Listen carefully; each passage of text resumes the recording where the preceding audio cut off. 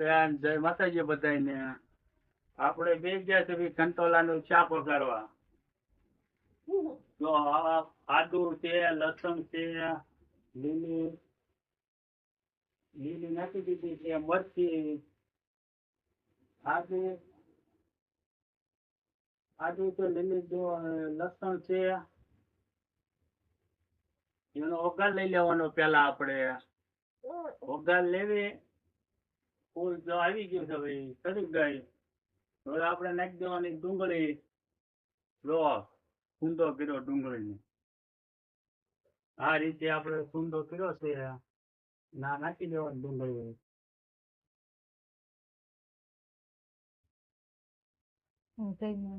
જો આ રીતે મિક્સ કરી નાખવાની. હાવ ડુંગળીનું આદુ ને એવું બધું નાખ્યું, એ ચડી ગયું એની હારે મિક્સ કરી દેવાનું.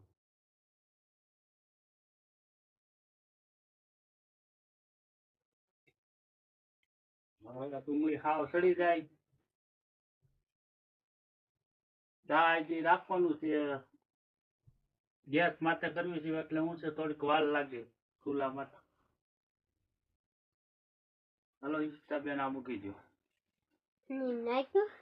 હા એ બધું નાખી દીધું. હાલો આમાં હા તો બનાવી નાખી છે. ચટણી ફલાળ નાખી છે આપણે બધી. જો આમાં એટલે આ ચટણી ફલાળી બધું સડી જાય ને પછી આપણે આ ચટણી નાખી દેવાની છેલ્લે હાવ. એટલે ચટણી તમારી હાવ સડી જાય. ને આમાં ગાંગડી રહી ગયો હોય તો આ સંબચ્ચા ભાંગી નાખવાની. એટલે આ ભાંગી નાખો એટલે આ તમારી ચટણી હાવ ઓલી થઈ જાય. પછી જો આ ટમેટાનો સોસ બનાવી નાખ્યો છે. આ ઝીણો ખમણી નાખી છે. જો આ કંટ્રોલ આપણે ગયા હતા વીણવા, વીણી આવ્યા છે.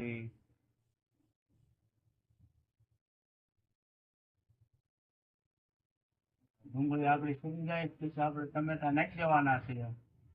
પછી ટમેટા સડવા દેવાના ફૂલ. હવે ડુંગળીની વાત આવવા મળી છે એટલે સડી ગઈ છે. હા ડુંગળીની વાત આવવા મળી છે. હવે ડુંગળી એવું સડી ગયું છે. ડુંગળી નાખી.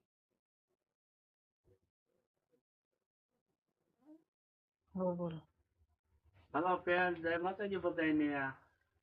જો આપણે કંટોલાને ચેક કરવા બેસી ગયા હતા એટલે અત્યારે જો આ ડુંગળી નાખી દીધી છે. ટમેટાનો સોસ નાખી દીધો છે.